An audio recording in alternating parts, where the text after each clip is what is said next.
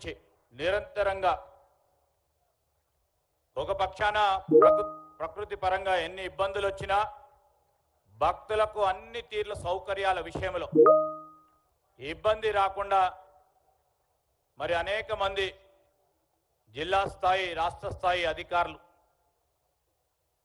ఇక్కడికి వచ్చి వారు పాలు పంచుకొని వారి పాత్రధారులై ముందుకు నడుస్తున్న వారికి ఇక్కడికి విచ్చేసిన భక్త సోదరులకు సోదరిమణులకు పాత్రికేయ మిత్రులకి మరి వివిధ ప్రాంతాల నుంచి వచ్చి దీంట్లో భాగస్వాములై ముందుకు నడిచిన వారందరికీ నేను హృదయపూర్వకంగా నమస్కారాలు తెలియజేస్తూ భగవంతుడు గొప్ప అవకాశం ఇచ్చారు.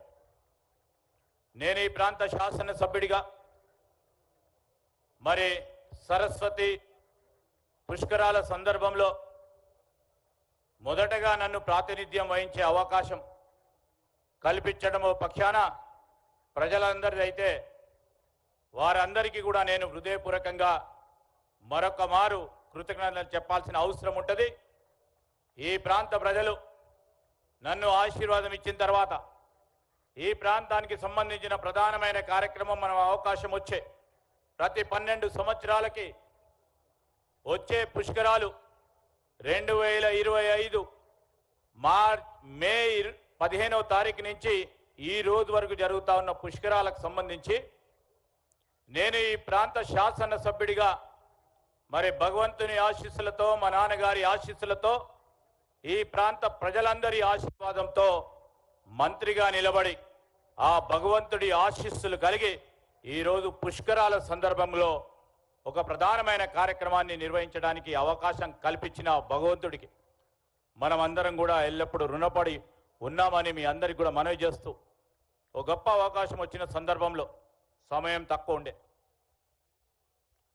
ఒక ప్రకంగా శాసన మండలి ఎన్నికల సందర్భంలో వచ్చిన నియమావళి ఆ నియమావళికి సంబంధించి ఆంక్షలు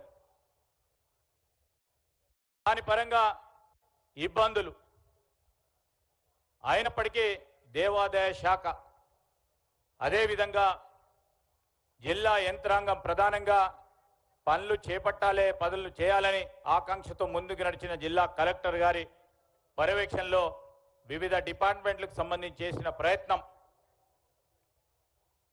ఉన్న 2-3 నెలల్లో పెద్ద ఎత్తున ఈ కార్యక్రమం జరగాలని తలంపు ముందుకు పెట్టి మన గౌరవ ముఖ్యమంత్రి గారు రేవంత్ రెడ్డి గారి ఆలోచన మేరకు చేసిన ప్రయత్నం ఎవరు ఎన్ని ఇబ్బందులు పెట్టాలని ప్రయత్నం చేసినా భగవంతుడి ఆశీర్వాదం మన పక్షాన ఉంది. దిగ్విజయంగా దీన్ని ముందుకు తీసుకెళ్లే గుండె బలం మనకుందని మనం అందరం కూడా ముందుకు తీసుకెళ్ళాం. ఇప్పుడే చూసాం ప్రకృతి పరంగా ఎన్ని ఇబ్బందులు వస్తూ ఉన్నాయో. రోడ్లు ప్రతిరోజు సాయంకాలం పూట ఇదే సమయంలో వర్షం రావటం, మరి టెంపరీగా ఏర్పాట్లు చేసుకున్న రోడ్లు. ఇది చిన్న ప్రాంతం, చిన్న గ్రామం. ఈ గ్రామానికి సంబంధించి 2 దారులు ఉన్నాయి.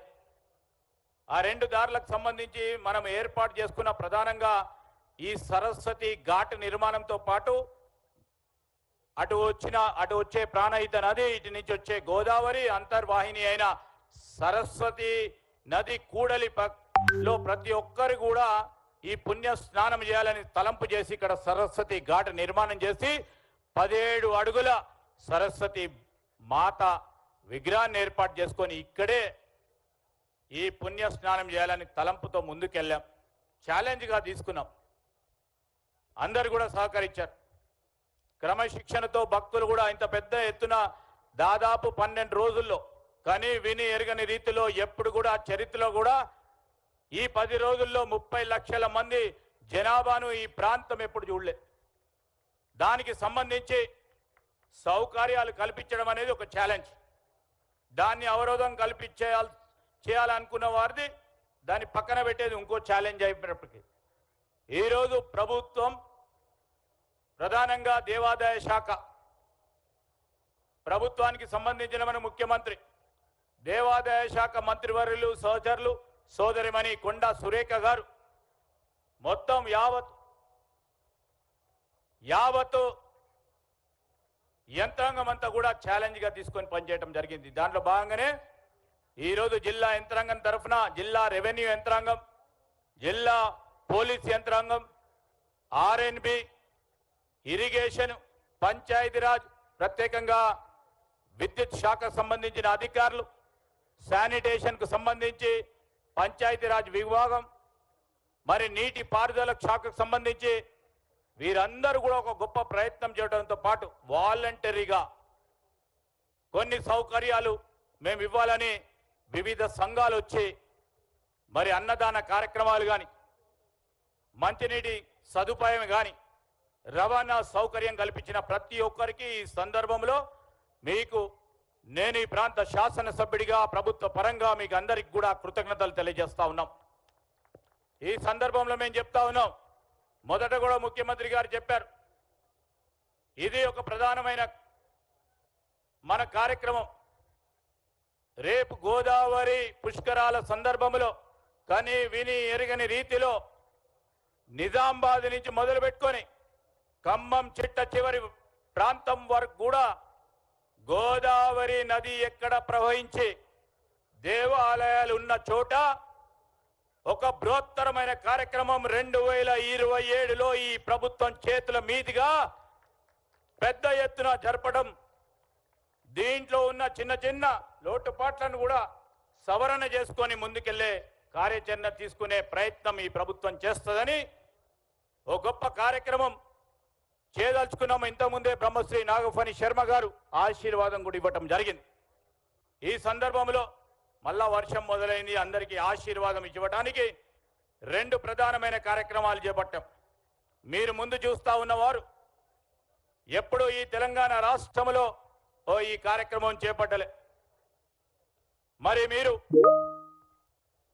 ఇంకో కొద్ది నిమిషాల్లో హారతిని చూడబోతా ఉన్నారు. సరస్వతి నదికి సంబంధించి ఈ త్రివేణి సంగమానికి సంబంధించిన హారతిని మనం ప్రత్యేకంగా దేవాదాయ శాఖకు సంబంధించి వారి ప్రత్యేకమైన సంకల్పనతో కాశీ నుంచి పండితులను తీసుకొచ్చి ఈ హారతి కార్యక్రమాన్ని మొట్టమొదటిసారి తెలంగాణలో నిర్వహిస్తా ఉన్నాం. మీ అందరి ఆశీర్వాదంతో మీతో పాటు వివిధ టీవీ ఛానల్స్ ద్వారా వేలాది మంది లక్షలాది మంది వీక్షిస్తా ఉన్న సందర్భాన్ని మీ అందరి దృష్టికి తీసుకొస్తా ఉన్నాం. దానికి తోడు చిన్న ప్రాంతం, ఈ ప్రాంతానికి సంబంధించి ఇక్కడికి వస్తా ఉన్న మరి భక్తులకు కూడా కొంతవరకే వసతులు ఉన్నాయని దృష్టిలో పెట్టుకొని మేము టెంట్ సిటీ అని మొట్టమొదటిసారి టెంట్ సిటీని ఏర్పాటు చేసుకొని టూరిజం శాఖ ద్వారా ఆ టెంట్ సిటీని కూడా పెద్ద ఎత్తున విజయవంతం చేయడానికి ప్రయత్నం చేస్తూ ఉన్నాం. దాంట్లో నిజంగానే ఈరోజు రామకృష్ణారావు గారు ఉన్నారు. ఫైనాన్స్ సెక్రటరీగా మొన్నటి వరకు ఉన్న మరి రామకృష్ణారావు గారికి ప్రత్యేకంగా ఒక పాజిటివ్ దృక్పథంతో పనిచేస్తూ బాగా చేయాలని ఫైనాన్స్ సెక్రటరీగా వారు ఉన్నప్పుడు వారు పూర్తి స్థాయిలో సహకారం, అదేవిధంగా వివిధ శాఖలకు సంబంధించిన సమన్వయాన్ని వారు అందించడం, వారికి కూడా మరొకసారి కృతజ్ఞతలు తెలియజేస్తూ